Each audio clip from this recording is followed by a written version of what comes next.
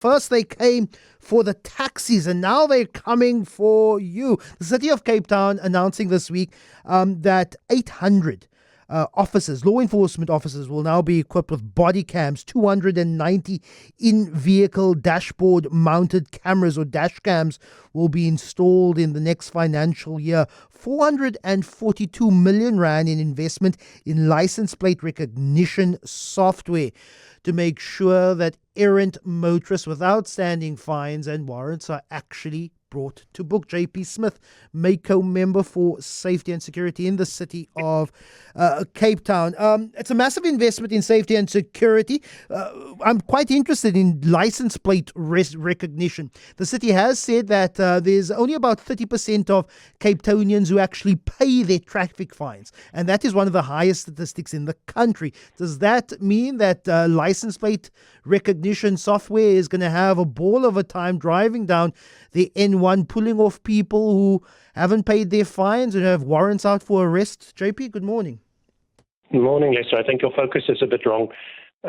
We won't be coming for any of your listeners, because your listeners are not the people driving around with 70 outstanding or 100 outstanding warrants of arrest.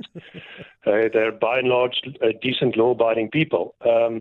But there are, and the use of the dash cams is not primarily or exclusively for the detection of outstanding warrants. The scofflaws are on that database, but so are vehicles with duplicate number plates, stolen vehicles, vehicles involved in crimes. Because remember, part of the adaptation that this new system has is that it's live, so we can literally feed a number in from an armed robbery or a cash in transit heist, and every license plate recognition camera, including the fixed or static ones on bridges and traffic lights and otherwise, can start to detect, along with all of the ones in the vehicles, can start looking for that vehicle. So it does make our response capability and our ability to fight crime, especially where it's urgently needed, better. But yes, it will also contribute to ensuring that those who have fines, and it's not if you have a fine, remember, a fine is an admission of guilt fine. You pay the fine for the right to admit that you committed the offense. That's for people where that has become a warrant of arrest, where you have not appeared in court and the court has issued a warrant of arrest as a contempt of court. And we are then meant to go and find you on the road. And absolutely, it will find those persons as well. But you will find many of those offenders in the public transport sector, because that's where the very high number of warrants is in fact clocking up. There has been some success with the city's highway patrol with license recognition software. Have you seen any tangible success in bringing errant drivers and people with outstanding warrants to book with that? Yes, sir. There you can see in the with the rollout of the dash cams that it was doing so. The drivers of those, or the officers in those vehicles, are able to find vehicles while they're driving. There's an audible alarm sound as the cameras on the vehicle. It was previously just one forward-facing camera. Now one forward and one rear-facing camera that work a little bit more effectively. It's a bit more high-powered system. And the previous were loose standalone systems. It was a bit of a jerry-rig. Now the system is fully integrated and can be operated from the control room, the command center in Goodwood.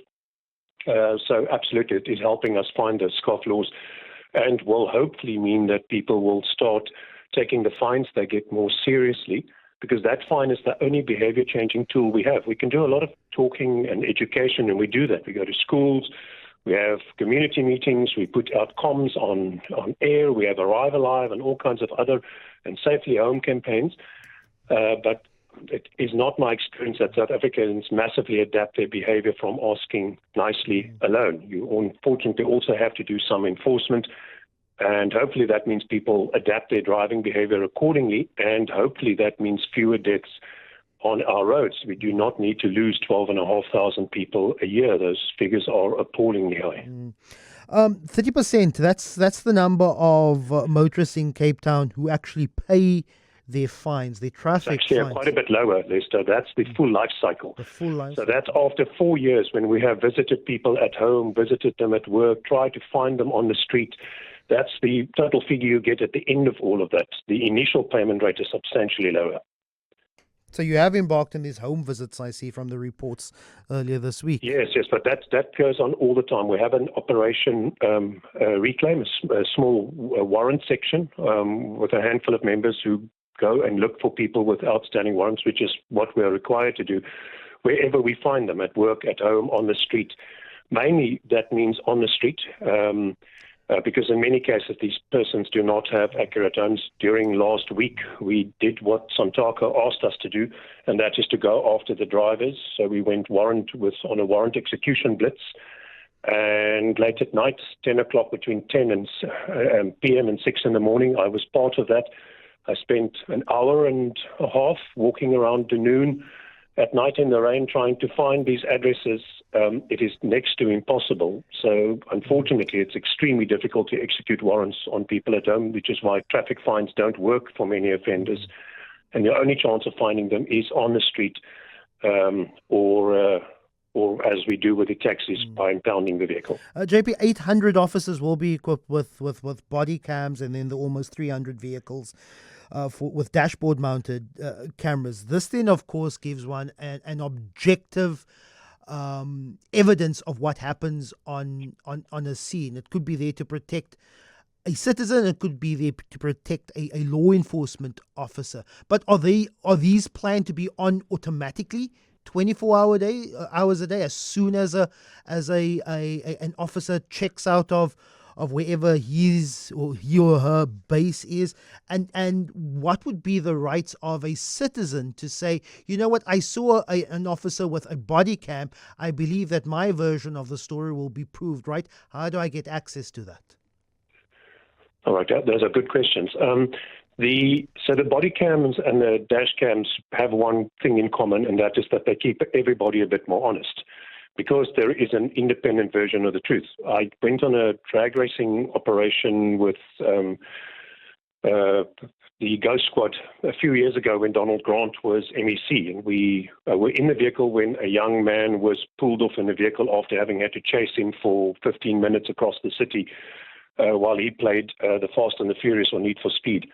And when we got to court, I was called as a witness, and he basically just called the officer a liar. He said, no, none of that happened, and I had seen it happen, so I knew he was being dishonest.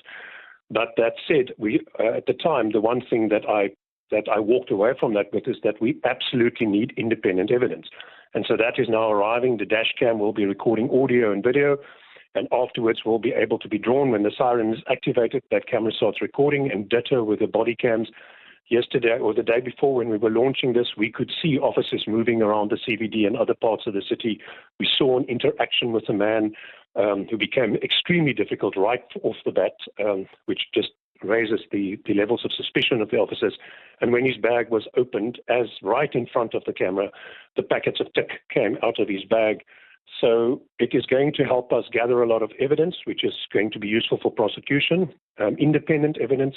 It is going to ensure that what the officer says is recorded, so the officer's conduct will be professionalized, and is going to be less incidents, hopefully, of inappropriate behavior or aggressive behavior, and equally so with the public. It also protects our officers against spurious claims, because those also unfortunately take place. And I think this is good for everybody, which is why you see police forces across the world slowly but surely, one by one, rolling out the same. JP, I'm going to press you for 30 seconds. I'm late for news, but please ask JP what they are doing about vehicles without license plates. I was on FW de Klerk, and a lovely cherry red Ferrari zoomed past me. No license plate whatsoever. Of course, we focused on taxis over the last few weeks, but for this listener, what are you going to do about vehicles without license plates? Okay, so 30 seconds or less. The National Land Transport Act used to reserve impoundment only for public transport vehicles. The city wrote a traffic bylaw to extend that to people like that. And not having a license plate on your vehicle is grounds for impoundment. So when we find those persons, we are impounding the vehicle, because simply fining them means nothing. They are calculating the fact that the odd fine for not having a license plate will be far exceeded by the number of fines they would otherwise have gotten. So they're doing some very perverse maths there. And that's why the traffic bylaw permits for impoundment of those vehicles, and we're doing that every week now. JP Smith, Mako Member for Safety, really appreciate your time.